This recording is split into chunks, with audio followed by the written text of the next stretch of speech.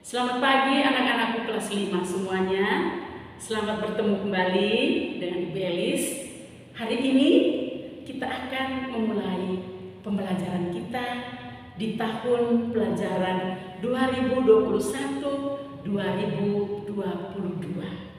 Sebelum kita mulai dengan pelajaran, mari kita membuka pelajaran kita pagi ini dengan doa bersama. Dalam nama Bapa dan Putra dan Roh Kudus. Amin.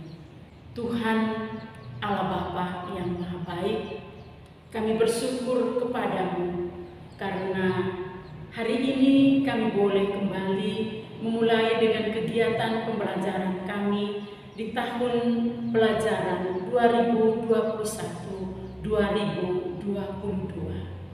Kami mohon Engkau selalu menyertai kami semua dengan terang Roh Kudus-Mu, agar kami mampu mengikuti semua proses pembelajaran di tahun pelajaran ini dengan baik.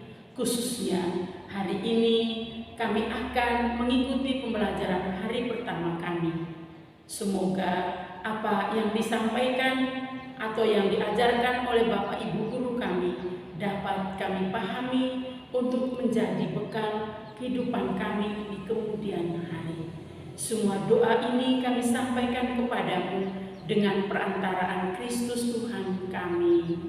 Amin. Santa Maria, doakanlah kami. Santo Yosef, doakanlah kami. Santa Angela dan Santa Ursula, doakanlah kami. Para martir Ursulin, doakanlah kami. Santa Maria dari Penjelmaan, doakanlah kami. Santo dan Santa pelindung kita masing-masing, doakanlah saya. Amin. Dalam nama Bapa dan Putra dan Roh Kudus. Amin. Ya anak-anak, hari ini bersama Ibu Elis kita akan belajar mata pelajaran Bahasa Indonesia. Ibu Elis akan menyampaikan kompetensi dasar atau KD yang akan kita pelajari di semester 1 ini. Yang pertama, mengklasifikasikan informasi yang didapat dari buku ke dalam aspek apa, di mana, kapan, siapa, mengapa, dan bagaimana. Lalu yang kedua, meringkas teks penjelasan atau eksplanasi dari media cetak atau elektronik. Yang ketiga, menganalisis informasi yang disampaikan paparan iklan dari media cetak atau elektronik. Jadi ini anak-anak ada 3 KD yang kita pelajari pada semester 1 ini ya. Untuk KD keterampilannya, yang pertama, menyajikan hasil klasifikasi informasi yang didapat dari buku yang dikelompokkan dalam aspek apa, di mana, kapan, siapa, mengapa, dan bagaimana menggunakan kosakata baku. Kedua, menyajikan ringkasan teks penjelasan atau eksplanasi dari media cetak atau elektronik dengan menggunakan kosakata baku dan kalimat efektif secara lisan, tulis, dan visual. Yang ketiga, memeragakan kembali informasi yang disampaikan paparan iklan dari media cetak atau elektronik dengan bantuan lisan, tulis, dan visual. Itu KD keterampilan. Baik anak-anak, hari ini kita akan belajar KD yang pertama, KD 3.1, yaitu mengklasifikasikan informasi yang didapat dari buku ke dalam aspek apa, di mana, kapan, siapa, mengapa, dan bagaimana. Kita akan pelajari itu. Dan yang pertama, kita akan mencari informasi penting dari teks. Yang pertama, Bu Elis akan menjelaskan apa yang dimaksudkan dengan informasi. Informasi adalah sekumpulan fakta yang menggambarkan sebuah peristiwa atau kejadian tertentu. Ibu lagi sekali lagi, informasi adalah sekumpulan fakta yang menggambarkan sebuah peristiwa atau kejadian tertentu. Informasi itu anak-anak dapat membuat seseorang mengetahui atau memahami suatu hal. Bagaimana cara kita memperoleh informasi? Cara memperoleh informasi yang pertama, membaca teks dengan cermat. Membaca teks dengan cermat. Yang kedua, menjawab pertanyaan-pertanyaan menggunakan kata tanya apa, siapa, kapan, mengapa, di mana, dan bagaimana. Yang berikut, membuat peta pikiran atau mind map. Peta pikiran adalah suatu cara menyajikan informasi yang kita peroleh dalam bentuk diagram. Baik anak-anak, kita akan pelajari satu persatu. Bagaimana caranya kita memperoleh informasi dengan menjawab pertanyaan-pertanyaan menggunakan kata tanya apa, di mana, kapan, siapa, mengapa, dan bagaimana. Dalam sebuah teks terdapat banyak informasi. Biasanya setelah teks diberikan, terdapat beberapa pertanyaan yang harus dijawab agar kita lebih memahami isi teks tersebut. Jawaban dari pertanyaan tersebut ada di dalam teks. Nanti sebentar anak-anak kita akan lihat satu teks lalu kita akan mendalaminya ya. Anak-anak dapat menggarisbawahi kalimat-kalimat penting untuk memudahkan menjawab pertanyaan. Misalnya, kalimat yang menyatakan tokoh, tempat, sebab akibat, atau informasi penting lainnya. Ingat juga arah jawaban dari kata tanya yang diberikan. Baik anak-anak, sekarang kita lihat kira-kira kata tanya yang kita gunakan itu arah jawabannya itu seperti apa. Baik, kita lihat bersama pada tabel berikut ini. Yang pertama, kata tanya apa. Apa kita menanyakan, arah jawabannya nanti adalah nama-nama benda, sebab akibat, judul atau tema. Ibu ulangi sekali lagi, kata tanya apa, arah jawabannya adalah nama-nama benda, sebab akibat, judul atau tema. Yang kedua, kata tanya di mana. Arah jawaban dengan kata tanya di mana adalah arah jawabannya tempat atau latar. Yang ketiga, kata tanya kapan. Arah jawaban dari kata tanya kapan adalah waktu kejadian suatu peristiwa. Arah jawaban dari kata tanya kapan adalah waktu kejadian suatu peristiwa. Lalu yang berikut kata tanya siapa. Siapa ini arah jawabannya itu adalah tokoh utama dan tokoh pendukung yang ada dalam teks.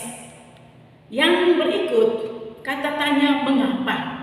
Mengapa ini arah jawabannya adalah alasan suatu masalah dalam teks. Yang berikut lagi kata tanya bagaimana. Kata tanya bagaimana ini arah jawabannya adalah cara membuat, proses, urutan, pendapat atau sikap. Yang terakhir kata tanya berapa. Kata tanya berapa ini arah jawabannya adalah jumlah atau banyak benda. Ya, baik anak-anak. Sekarang kita akan melihat contoh memperoleh informasi dengan menggunakan peta pikiran. Kita akan lihat sama-sama satu teks yang akan Ibu Elis baca. Anak-anak juga nanti baca ya bersama-sama di teks yang tampil di layar HP atau laptop anak-anak ya. Judul dari bacaan ini adalah Wisata Hutan Desa Kelimutu. Anak-anak, mari kita sama-sama membaca dan kalian juga mendengarkan Ibu Elis membacakan sebuah teks untuk kita bisa melatih mencari informasi. Wisata hutan desa Kelimutu. Desa Kelimutu terkenal akan sumber daya alam hutan yang berlimpah. Namun, hutan ini sangat sunyi. Selama bertahun-tahun, penduduk desa Kelimutu mencari kayu bakar sebagai mata pencaharian di hutan ini. Kegiatan penduduk yang secara terus-menerus tersebut membuat beberapa pemuda jenuh. Menurut mereka, hutan di desanya sangat indah dan berpotensi dan dapat dijadikan hutan wisata. Pepohonan yang rimbun, udara yang sangat sejuk, serta pemandangan yang indah menjadi alasan utama ingin mereka mengubah hutan tersebut menjadi. Awalnya, ide dari beberapa pemuda desa tidak disetujui oleh penduduk lainnya. Mereka beranggapan bahwa hutan ini terlalu sunyi, sehingga tidak akan banyak wisatawan yang datang mau berkunjung ke hutan ini. Namun, Daniel, salah satu penggerak pemuda desa tersebut, tidak kehilangan akal. Ia mengumpulkan foto-foto serta video yang berisi pemandangan alam di sekitar hutan, lalu mengunggahnya ke media sosial. Respons sangat baik diterima masyarakat. Masyarakat mulai berdatangan menuju hutan wisata ini. Mengetahui semakin banyak pengunjung, penduduk desa pun membangun sarana dan prasarana yang mereka perlukan, seperti toilet umum, jalan, dan menjual cendera mata. Baik anak-anak, setelah kalian mendengar bacaan tadi, Ibu akan menjelaskan bagaimana kita menemukan sebuah informasi dari dalam sebuah teks dengan menggunakan peta pikiran. Tadi Ibu sudah jelaskan pada awal bahwa peta pikiran adalah informasi yang kita buat dalam bentuk diagram. Anak-anak bisa lihat di tampilan laptop atau komputer anak-anak. Lihat anak-anak, untuk membuat peta pikiran, judul dari bacaan itu berada di tengah. Ya, berada di tengah. Kalian lihat di situ. Di tengah itu ada tulisan yang lebih besar dari 4 kotak. Itu judulnya, yaitu Wisata Hutan Desa Kelimutu. Sekarang anak-anak, dari bacaan tadi kita akan memperoleh beberapa informasi dengan membuat pertanyaan. Yang pertama, apa yang diusulkan untuk dibuat di desa Kelimutu? Jawabannya adalah yang diusulkan untuk dibuat di desa Kelimutu adalah hutan wisata. Ini informasi yang kita dapat, yang pertama. Lalu informasi yang kedua, siapa yang mengusulkan dibuatnya hutan wisata? Jawabannya para pemuda desa Kelimutu. Lalu yang ketiga, mengapa para pemuda mengusulkan dibuat hutan wisata? Jawabannya, karena mereka jenuh dengan mata pencaharian mereka hanya mencari kayu bakar di hutan. Yang keempat, bagaimana cara Daniel memperkenalkan hutan wisata desa Kelimutu? Jawabannya, Daniel mengumpulkan foto-foto dan video pemandangan alam lalu mengunggahnya di media sosial. Jadi anak-anak, ini beberapa informasi yang kita peroleh dari bacaan tadi dengan menggunakan peta pikiran. Jadi peta pikiran itu nanti anak-anak bentuknya seperti diagram ya. Oke anak-anak, pembelajaran kita hari ini sampai di sini. Ibu Elis harap anak-anak bisa memahami apa yang Ibu Elis jelaskan tadi. Kalau belum jelas, anak-anak bisa bahpri ya, bisa bertanya kepada Ibu Elis untuk menanyakan hal-hal yang anak-anak belum paham. Ya, Ibu Elis bersedia untuk akan memberikan penjelasan kepada anak-anak yang mau bertanya. Ditanya bahpri ya anak-anak. Oke. Baik, setelah anak-anak mendengar penjelasan tadi, anak-anak akan mengerjakan latihan soal. Nomor 1, sekumpulan fakta yang menggambarkan sebuah peristiwa atau kejadian tertentu disebut titik-titik. A. Informasi. B. Berita. C. Bertanya. D. Cerita. Nomor 2, kata tanya yang digunakan untuk menanyakan alasan adalah A. Bagaimana. B. Siapa. C. Mengapa. D. Di mana. 3. Titik-titik akibatnya jika pohon ditebang. Kata tanya yang tepat untuk kalimat tersebut adalah A. Di mana. B. Apa. C. Bagaimana. D. Mengapa. Yang keempat, suatu cara menyajikan informasi yang kita peroleh dalam bentuk diagram disebut titik-titik. A. Diagram batang. B. Peta. C. Kumpulan. D. Peta pikiran. Nomor 5 atau yang terakhir, karena udara yang terpolusi dapat mengganggu kesehatan paru-paru manusia. Kata tanya yang tepat untuk mengawali pertanyaan dengan jawaban di atas adalah titik-titik. A. Mengapa. B. Bagaimana. C. Apa. D. Siapa. Jadi itu anak-anak, soal-soal atau latihan-latihan harus anak-anak kerjakan. Tapi latihan ini anak-anak kerjakan di dalam e-learning ya. Seperti biasanya di kelas 4 anak-anak sudah mengerjakan latihan dalam e-learning. Jadi sekali lagi Ibu Elis minta supaya anak-anak betul-betul memperhatikan penjelasan Ibu Elis tadi agar anak-anak bisa menjawab semua pertanyaan.